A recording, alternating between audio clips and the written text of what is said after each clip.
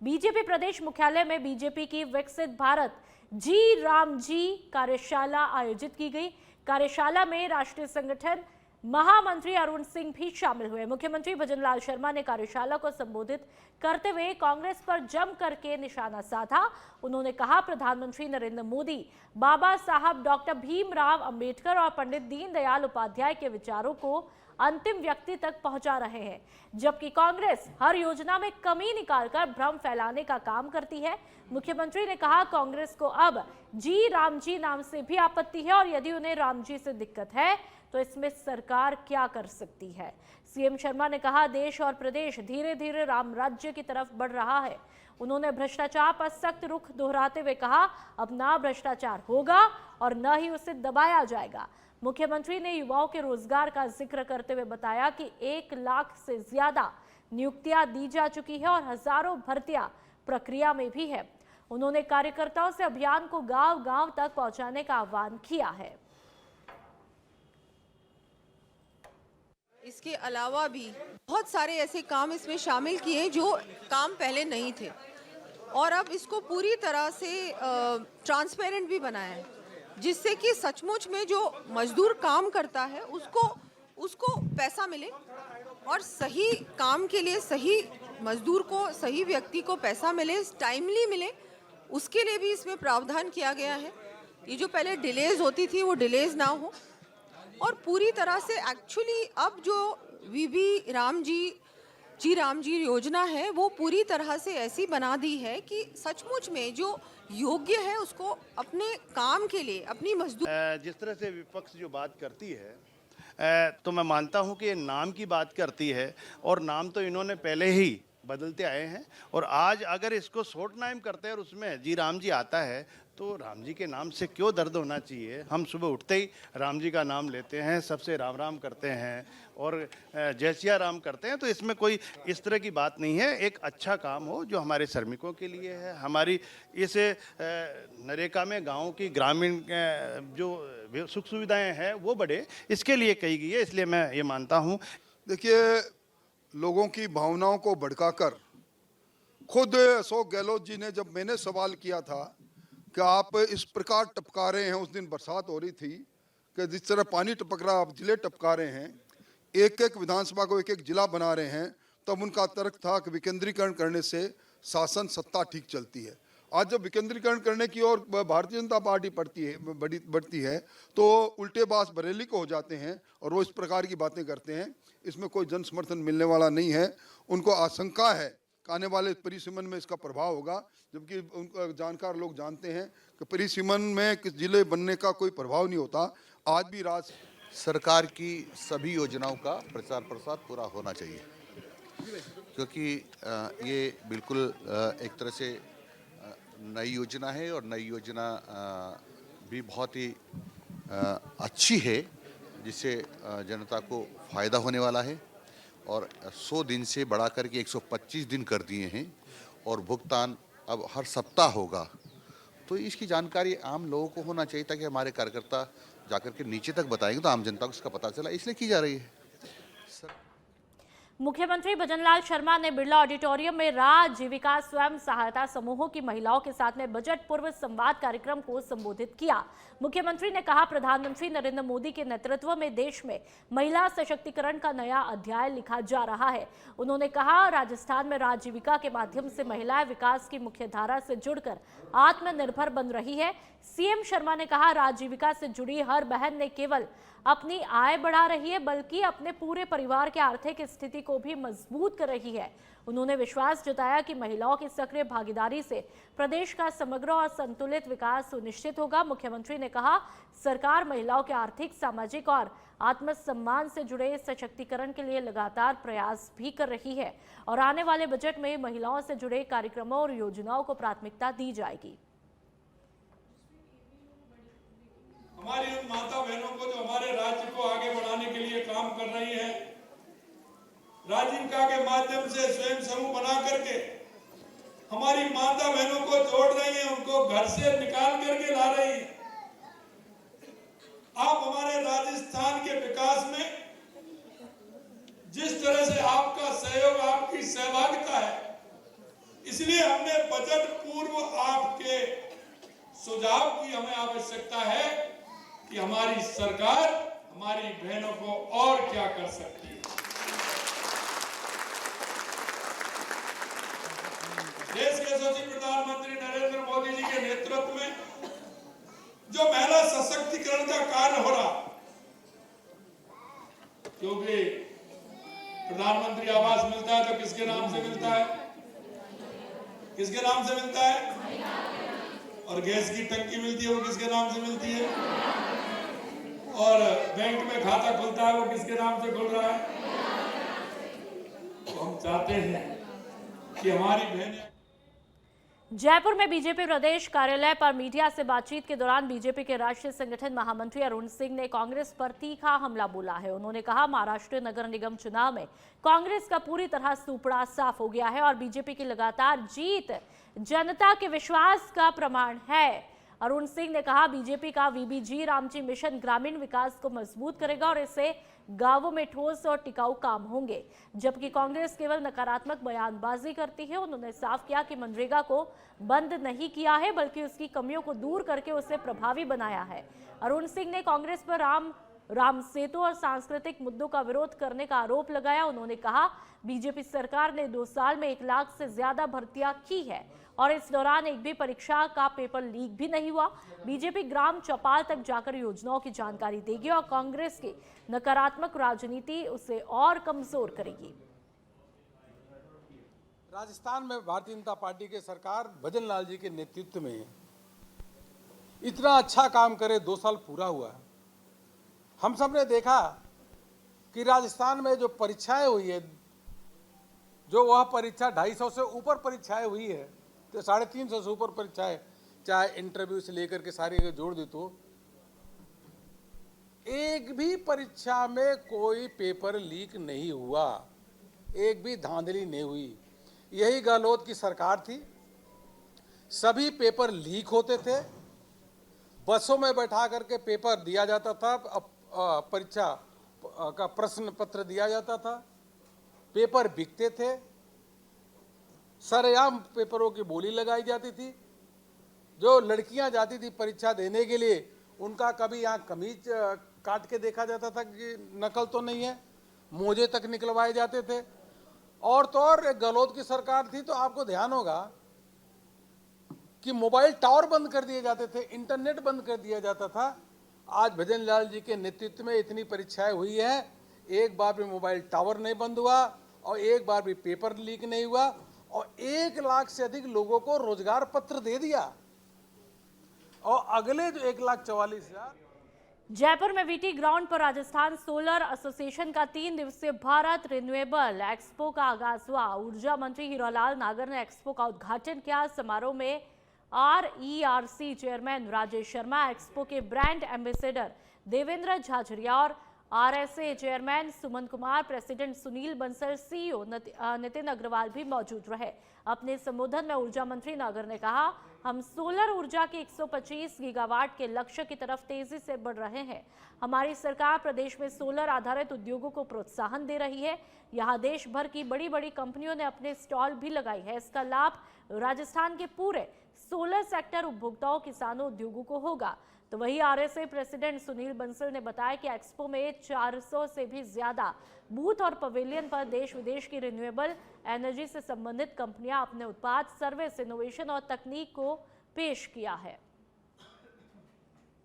सबसे ज़्यादा स्टॉल लगी है और इस एक्सपो में सभी अपने अपने प्रोडक्ट्स को लेके आए हैं और यहाँ पर जो जिस तरह से, चाहे वो इन्वर्टर हो, चाहे वो सोलर पैनल हो, चाहे उसके स्ट्रक्चर हो, कई तरह की इसमें काफ़ी सारी चीज़ें जो सोलर के इसमें लगती है, वो सभी आज यहाँ एक छत के नीचे अपने अपने प्रोडक्ट्स को यहाँ पर लोगों ने एग्जीबिशन में रखा है और उसके माध्यम से जो भी हमारे, चाहे वो सोलर लगाने के लिए जो कंपनियां हैं, वो सब इनका देख करके यहाँ से बेहतर उत्पाद उनको मिले और उसका एक कंपटीशन के माध्यम से और अधिक इसमें ये एक्सपो एक ऐसा इतिहास लिखे जाएगा, क्योंकि ये कंट्री का सबसे बड़ा एक्सपो है किसी एसोसिएशन के द्वारा किया जाने वाला। एसोसिएशन एक्सपो को इसलिए करता है कि इंडस्ट्री को सर्विस कैसे की जाए।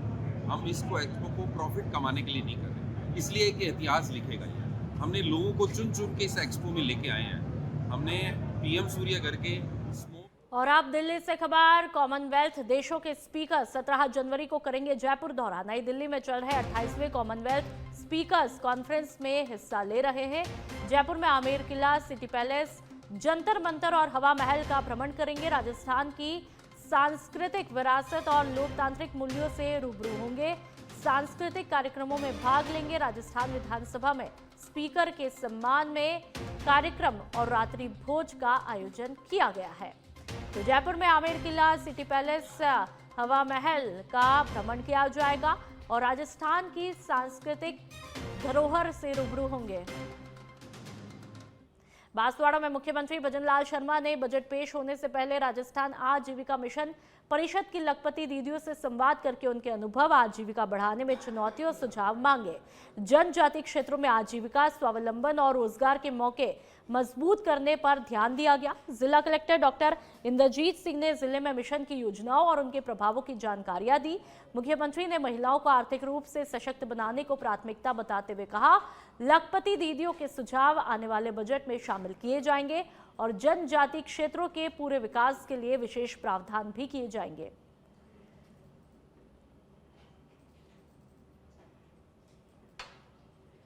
और अब बात जयपुर की। आईजी विकास कुमार के निर्देश पर बड़ी कार्रवाई हुई। 1 लाख का इनामी अपराधी रमेश कुमार को गिरफ्तार किया गया। एएनटीएफ और एटीएस ने एमटी जहर का मुख्य सूत्रधार को पश्चिम बंगाल के कोलकाता से धर दबोचा। आरोपी पर मुकदमों की कुल संख्या लगभग 3 दर्जन के आसपास है।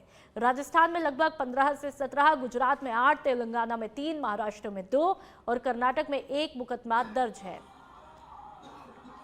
बाहु चलाकर पूरे राजस्थान में एमडी के धंधे का सबसे बड़ा मुख्य सूत्रधार स्वयंभू सरगना रमेश उर्फ रामलाल उर्फ अनिल पुत्र सोहनलाल निवासी धोरीमन्ना बाड़मेर को बड़े नाटकीय अंदाज में एक फिल्मी तरीके से चले बड़े विशद अभियान के बाद, एक लंबे समय की मशक्कत के बाद पश्चिम बंगाल के कोलकाता में न्यू टाउन इलाके में उसके ठिकाने से हावड़ा पुलिस के सहयोग से गिरफ्तार करने में एक बड़ी सफलता अर्जित की है।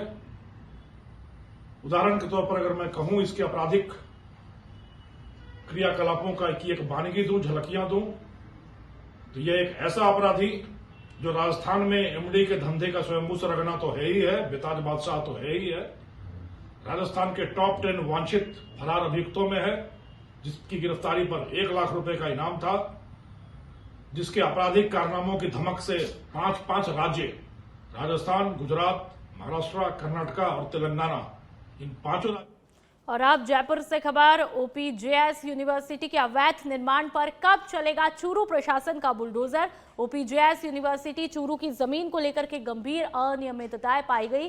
कृषि भूमि पर चल रही है तमाम अनियमितताएं। आज भी ये यूनिवर्सिटी कलेक्टर आदेश में उस समय दिया गया था भूमि रूपांतरण के आदेश। इससे सरकार को भी राजस्व को लेकर के भारी नुकसान हुआ है। बेगू में उपखंड अधिकारी अंकित सामरिया की अध्यक्षता में पंचायत समिति सभागार में गणतंत्र दिवस उपखंड स्तरीय समारोह की तैयारी की बैठक आज रखी गई है। बैठक में समारोह को हर्षोल्लास और विधिवत ढंग से मनाने के उपायों पर चर्चा हुई और विभागाध्यक्षों को जिम्मेदारियां दी है। तहसीलदार गोपाल जीनगर, विकास अधिकारी सुरेश गिरी गोस्वामी, ब्लॉक अधिकारी और सरकारी और निजी विद्यालय के प्रतिनिधि बैठक में मौजूद रहे। भरतपुर के बयाना के झील सामुदायिक स्वास्थ्य केंद्र में डॉक्टर और स्टाफ की देर से पहुंचने पर मरीजों और उनके परिजनों का गुस्सा फूट पड़ा। सुबह 9 बजे से इलाज के लिए पहुंचे मरीजों को करीब 45 मिनट तक इंतजार करना पड़ा, जिसके बाद उन्होंने अस्पताल परिसर में नारेबाजी करके लापरवाह कर्मचारियों के खिलाफ कार्रवाई की मांग की है। अस्पताल का मुख्य गेट संविदा कर्मचारी जितेंद्र के द्वारा सुबह 9:45 बजे खोला गया, जबकि प्रभारी डॉक्टर छगनलाल शर्मा चाबी 108 एम्बुलेंस कर्मियों के कमरे में होने की वजह से 9:45 बजे ही पहुंचे। घटना का वीडियो सोशल मीडिया पर जमकर के वायरल है। बीसीएमओ डॉक्टर धर्मेंद्र चौधरी ने सुधार के निर्देश दिए और भविष्य में समय पर अस्पताल खुलवाने का आश्वासन भी दिया। इस घटना ने ग्रामीण स्वास्थ्य सेवाओं की बदहाल हालत को उजागर किया और ग्रामीणों ने जिम्मेदारियों पर सख्त कार्रवाई की मांग की है। जितने भी जिम्मेदार हैं उन पर कार्रवाई की मांग की। अच्छा, मैं यहाँ दिखावे इंजेक्शन लगवा गया और बीच को। अच्छा, हाँ, पर यहाँ कोई मुझे मिला ही नहीं। अब क्या टाइम हो रहा है? अब टाइम हो रहा है साहब 9:10। और टाइम 9 बजे का है, मगर अभी तक कोई डॉक्टर नहीं आया। डॉक्टर नहीं आया है। यहाँ बुखार आ रहा है साहब रात से। कहाँ से आए हो आप? कला से। अच्छा, देखो ये फलौदी के ननऊ ग्राम पंचायत में अतिक्रमण की घटनाएं लगातार बढ़ रही है। ग्रामीणों का आरोप है कि भू माफियाओं ने गांव की मुख्य सड़कों और बेशकीमती पैतृक जमीनों पर कब्जा करना शुरू किया है, जिससे गांव की शांति और प्रशासनिक व्यवस्था प्रभावित हो रही है। ननेऊ के निवासी बताते हैं कि पीढ़ियों से यहां पर रहते आ रहे हैं, लेकिन अब रसूखदार लोग उनके देवस्थान और खसरा नंबर 197 पर मौजूद समाज की जमीन पर अवैध कब्जा करके उन्हें बेदखल करने की कोशिश कर रहे हैं। में अतिक्रमण हो रहा है और देवस्थानों पर भी अतिक्रमण हो रहा है।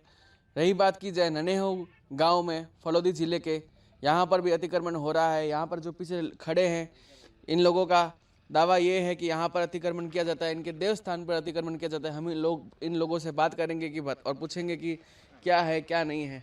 आप बताएं। ये हमारी ज़मीन है 4 बीघा, इसमें लोठा पे कब्जा कर रहा है। पट्टा शुद्ध है, कोई थोड़ी जे कब्जा नहीं है, पट्टा शुद्ध है। आज 500 साल के बाद के ईद के रहने वाला हूँ। आई माँ का देवड़ है, उसके दुड़ाइयों है कि बकरियों का बड़ा बना दिया। हाँ, लोठा पे मार पीट कर रहा है, मेजा आ रहा है। मंदिर पे भी अतिक्रमण किया गया है। और ये मंदिर बड़ा बना दिया उसका, बकरियों का। अच्छा, मंदिर ला रहे तो मंदिर पे भी अतिक्रमण किया गया है। और मतलब कितने सालों से जमीन तो सब 40-50 साल मतलब पहला लेवड़ी है। ठीक है, आगे आगे रोड माते है जो को मतलब आप लेवनी चाहे यो ने कहते होने ला रहे दे जमीन। रोड माते रोड की कीमत बदी का आप क्या भाई रोड माते हूँ ले पूरी ये दया कौन दे बड़न नहीं दया कौन आप कब्जो कर ले पूरे जमीन में। गाँव में अतिक्रमण हो रहा है। हम बात करेंगे कुछ और लोगों से कि क्या बताएंगे हमें। जी क्या हुआ? ये बोला है कि रोड माते ज़मीन है तो आपने नहीं दो हमें अभी। अब के रोड माते हम लेगा आपने पीछे देगा। ये मैं तो ऐसे बोल रहे हैं कि हमारा हक आ रहे है, हक ले रहा सा रहे हैं। हमारा हक आवे उतना हक लेना चाहते। उसकी है तो ज़मीन 8 बीघा है, हमारी 4 बीघा है, तो हम कम आवे 4 बीघा हक आवे उतना ही जमीन लेना चाहते। उसका आप ले ये खसरा नंबर 197 है। ठीक है, ननेऊ में ठीक है, ननेऊ में अतिक्रमण किए जाते हैं और मतलब कि बहुत हो रहे रोड पे। जी आप भी कुछ बताएं। जो ज़मीन रोड पे वैल्यूशन की ज़मीन है वो हमारे को नहीं दे रहे हैं। जिस ज़मीन की वैल्यूशन है रोड पे ही होती है, आजकल तो रोड पे है, पीछे की ज़मीन की वैल्यूशन भी नहीं है, तो उस ज़मीन का हम भी क्या कर सकते हैं। जितनी ज़मीन हमारे हक में आ रही है, हमारे नाम से आ रही है, बोल रही हक में आ रही है, वो ज़मीन हमें चाहिए, बाकी कुछ नहीं चाहिए बस। जी आप भी कुछ कहना चाहेंगे? आज मेरे पिताजी ने ज़मीन खरीदी हुई है, ठीक है ना। आज 40 बार हो गया, 40 बार मोम होने तो अठे पिताजी खरीद गया। बाद में मैं नया चढ़ गई मोरे, ठीक है ना। लोटा पर लगावे थोड़ी ज़मीन आई कौन कई दिन तो कहता हमें कहे कि थोड़ी ज़मीन ला रहे, लेकिन रोड माथे मैं कहूँ कि 8 बीघा है जो उबी दे 4 बीघो मारो हक आवे रोड माथे, वो तो हक मिलना चाहिए। आगे से ऊपर से कोई पावर है क्या? ऊपर से कोई दबाव थाने अभी जो कोई पावर को नहीं, ठीक है नहीं। 2 घंटों में से फोन करे तो आवे आ उन पास जाओ परा थाने अभी जा कोई को नहीं भाई रोका हुए करे। सरपंच साहब क्या कहे? सरपंच साहब हम क्या कहे, सरपंच साहब तो हमारा वही कहे कि भाई कोशिश करो दौड़ो थी। ये क्या कहे ये 4 बीघा ये पचे खरीदी जमीन पर मैंने तो ये लौट गिरी है। मैं मार दूंगा बाढ़ दूंगा थन मोह पंडू को नहीं, मैं तो डरता जाऊँ को नहीं, क्या मैं तो डरो का आदमी हूँ। हाँ लगाड़ी स्टे मोह या कोटड़ी मोंडी है। ठीक है, खसरा नंबर 197 पे और इस पे अतिक्रमण किया जाता है अतिक्रमणों द्वारा। और यहाँ पर बताया जाए कि यहाँ पर जो ग्रामीण लोग हैं इस चीज़ से नाराज हैं। फलौदी से सच में धड़क के लिए दीपक व्यास की रिपोर्ट। बालू की देसुरी पंचायत समिति की घाणेराव ग्राम पंचायत में जिला परियोजना अधिकारी हिम्मतमल डांगे और सरपंच चंद्रशेखर मेवाड़ा की अध्यक्षता में सामाजिक अंकेक्षण को लेकर एक दिवसीय ग्राम सभा का आयोजन किया गया। ग्राम पंचायत सभा भवन में आयोजित इस सभा में ब्लॉक प्रभारी लेखा सहायक राजेंद्र सिंह राजपुरोहित और ग्राम विकास अधिकारी घीसाराम चौधरी ने योजनाओं की जानकारी दी। कार्यक्रम में सैकड़ों ग्रामीण मौजूद रहे। मकराना में विशेष मतदाता सूची पुनरीक्षण के दौरान कांग्रेस ने बड़े पैमाने पर नियम उल्लंघन के आरोप लगाए हैं। ब्लॉक कांग्रेस कमेटी अध्यक्ष दिलीप सिंह चौहान के नेतृत्व में पार्टी ने निर्वाचक रजिस्ट्रीकरण पदाधिकारी को ज्ञापन देकर कहा कि एक राजनीतिक दल के कार्यकर्ताओं ने एक ही दिन में सैकड़ों से हजारों फॉर्म 6, फॉर्म 7 और फॉर्म 8 जमा करके नियम को तोड़ा। पार्टी ने मांग की है कि इन फॉर्म की सूची उन्हें दे दी जाए, कोई कार्रवाई ना हो और दोषियों के खिलाफ प्राथमिकी भी दर्ज हो। राजकीय मुरारका महाविद्यालय के नियमित छात्रों का परीक्षा केंद्र अचानक से सेठ मोतीलाल महाविद्यालय में तब्दील किए जाने के विरोध में एसएफआई ने शुक्रवार को जोरदार प्रदर्शन किया। छात्रों ने महाविद्यालय परिसर में नारेबाजी की और वीसी का पुतला दहन करके अपना गुस्सा जताया। एसएफआई तहसील अध्यक्ष अमित सिंह ने बताया कि 3 दिन पहले प्राचार्य ने परीक्षा केंद्र यथावत रखने का आश्वासन दिया, लेकिन अब तक कोई कार्रवाई नहीं हुई। छात्रों ने मांग की है कि नियमित परीक्षाएं मुरारका महाविद्यालय में ही हो और चेतावनी दी कि यदि ये नहीं हुआ तो आंदोलन तेज होगा। श्री राधेश्याम आर मुरारका राजकीय महाविद्यालय झुंझुनू के अंदर छात्र संगठन एसएफआई ने जो कि सेंटर चेंज कर दिए गए थे 150 या 200 विद्यार्थियों के, उनके खिलाफ एक प्रदर्शन किया, जिसके अंदर आज से 3 दिन पहले हमने एक प्रदर्शन किया जिसके अंदर गेट बंद करके हमने तालाबंदी की थी। उसका कोई प्रभाव नहीं पड़ा। उन्होंने आश्वासन दिया था कि 16 तारीख को आपका सेंटर चेंज हो जाएगा, लेकिन आज 16 तारीख थी।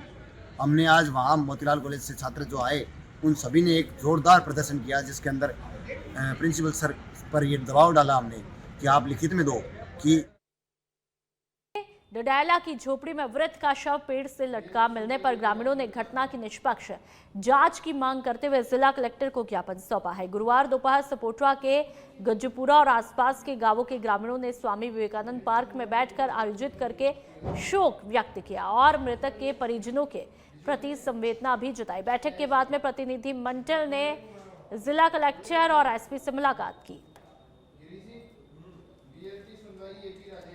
सिरोही के माउंट आबू में अचलगढ़ मार्ग पर पर्यटकों की थार गाड़ी अनियंत्रित होकर खाई में पलट गई, जिसमें 3 लोग घायल हुए। यह हादसा वीर बाबा मंदिर के सामने हुआ, जहां पर तेज गति या मोड़ पर नियंत्रण खो जाने के कारण वाहन खाई में जा गिरा। वहां के लोगों और राहगीरों ने घायलों को कड़ी मशक्कत के बाद में बाहर निकाला और निजी वाहनों से ग्लोबल हॉस्पिटल पहुंचाया, जहां पर ट्रीटमेंट जारी है।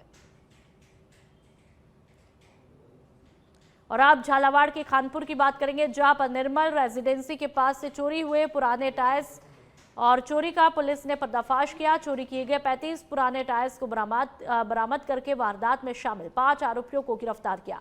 वारदात में प्रयोग किए गए एक ऑटो वाहन को भी जब्त किया। करीब 140 सीसीटीवी फुटेज खंगाल कर तकनीकी अनुसंधान की मदद से आरोपियों को चिन्हित किया। एसपी अमित कुमार के निर्देशन में खानपुर सीआई रविंदर सिंह की कार्रवाई जारी है।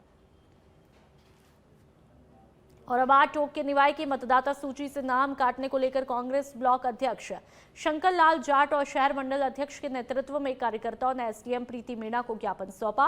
वहीं कांग्रेस कार्यकर्ताओं का आरोप है कि वोटर लिस्ट में से समुदाय विशेष के लोगों के नाम काटे जा रहे हैं।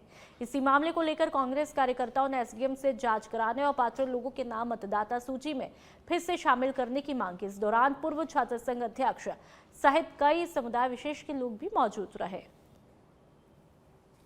पुरजोर तरीके से जो गलत तरीके से गलत लोग शिकायतें दे रहे हैं, उनकी जांच के लिए हमने निर्वाचन अधिकारी उपखंड अधिकारी जी को इस संबंध में ज्ञापन दिया है कि जो लोग ये शिकायत कर रहे हैं, खुद बीएलओ ये कह रहे हैं कि साहब हमारे पास किसी प्रकार की कोई शिकायत नहीं आई।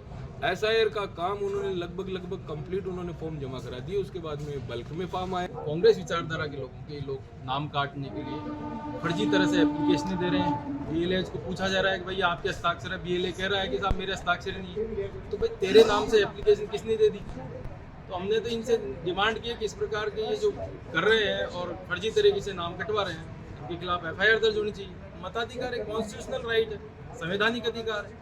अब ये लोग लड़वा झड़वा करके इस प्रकार से फिर हमको हाई कोर्टों में भेजेंगे और कहाँ भेजेंगे। जोधपुर के बालेसर भारतमाला हाईवे पर बड़ा सड़क हादसा हुआ जिसमें एक दंपति गंभीर रूप से घायल हुए। जानकारी के मुताबिक जब लुधियाना से जोधपुर घूमने के लिए जा रहे थे दंपति, तभी उनकी कार भारतमाला पर ट्रक से जा टकराई। हादसे के बाद दंपति को दोस्त और वहां के लोगों के द्वारा जोधपुर हॉस्पिटल बालेसर ले जाया गया, जहां पर डॉक्टर अर्जुन सिंह इंद्रा ने प्राथमिक उपचार के बाद में उन्हें जोधपुर रेफर किया। और अब आज सवाई माधोपुर की मलारना डूंगर उपखंड समेत राजस्थान भर में निर्वाचन विभाग के 7 नंबर फॉर्म के जरिए लाखों मतदाताओं पर स्थायी रूप से ट्रांसफर होने या भारतीय नागरिक नहीं होने का आक्षेप लगाकर आपत्ति दर्ज कराने की बात सामने आई है, जिसमें 90% मुस्लिम समुदाय के मतदाताओं के नाम है। खास बात यह है कि 7 नंबर फॉर्म में मतदाता की जानकारी पहले से प्रिंटेड थी, लेकिन शिकायतकर्ता का नाम, एपिक नंबर और मोबाइल नंबर हाथ से लिखे हैं। ऐसे में नोटिस की प्रामाणिकता पर ही सवाल खड़े हुए हैं। वाजिब नाम उनको भी काटे जा रहे हैं द्वैतता की भावना से। उसी परिप्रेक्ष्य में आज यहाँ भी हमको सूचना मिली थी कि हमारे लोगों की फर्जी शिकायत किसी ने कर रखी है कि वोटर यहाँ के है ही नहीं।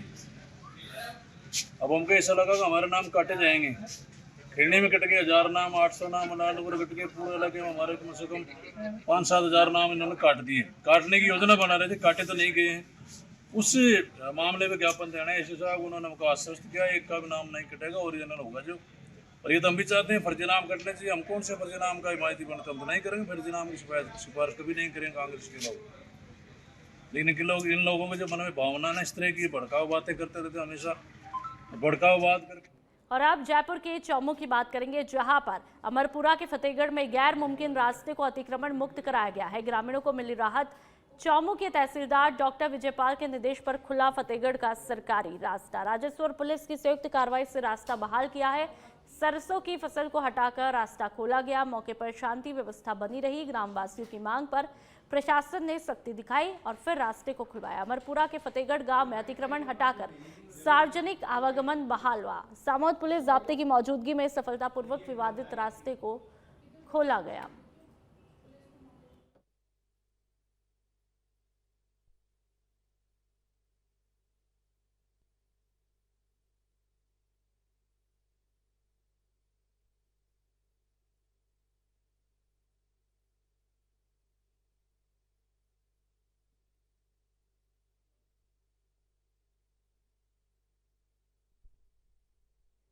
और अब पोखरण से बड़ी खबर, डंपर के नीचे दबने से मिस्त्री की दर्दनाक मौत हुई है। डंपर ठीक करने के दौरान चालक ने वाहन को रवाना किया था। रवाना वाहन के नीचे मिस्त्री आ गया। मिस्त्री को गंभीर हालत में अस्पताल पहुंचाया। जिला अस्पताल में डॉक्टर ने मिस्त्री को मृत घोषित किया। पोखरण जैसलमेर सड़क मार्ग की एक घटना है। मामले की जांच में पुलिस जुटी हुई है। अबरोड में राष्ट्रीय सड़क सुरक्षा जागरूकता अभियान को लेकर के महात्मा गांधी राजकीय विद्यालय अबरोड में रैली का आयोजन किया गया। वहीं रैली की शुरुआत स्कूल के उप प्रधानाचार्य और यातायात प्रभारी ने हरी झंडी दिखा करके की, जबकि विद्यार्थियों ने हाथों में बैनर और तख्तियां लेकर के स्कूल से बस स्टैंड होते हुए सदर बाजार में यातायात नियमों को लेकर जागरूकता रैली के माध्यम से आमजन को यातायात नियमों के पालन का संदेश दिया। रैली में करीब 300-350 विद्यार्थियों और अध्यापकों ने भाग लिया। और अब खबर जयपुर के चौमू से। चौमू में नर्सिंग संघर्ष समिति 2025 का प्रदर्शन हुआ। मुख्य प्रवक्ता रामलाल शर्मा से अहम मुलाकात की। मेरिट प्लस बोनस से भर्ती की मांग की। नर्सिंग कर्मियों ने लिखित परीक्षा का विरोध किया। 7 से 8 साल से 7,000 रुपए मानदेय पर काम कर रहे नर्सिंग कर्मी सरकार से न्याय की गुहार लगाई। कोचिंग माफिया को फायदा पहुंचा। अनुभवी कर्मियों के साथ में अन्याय।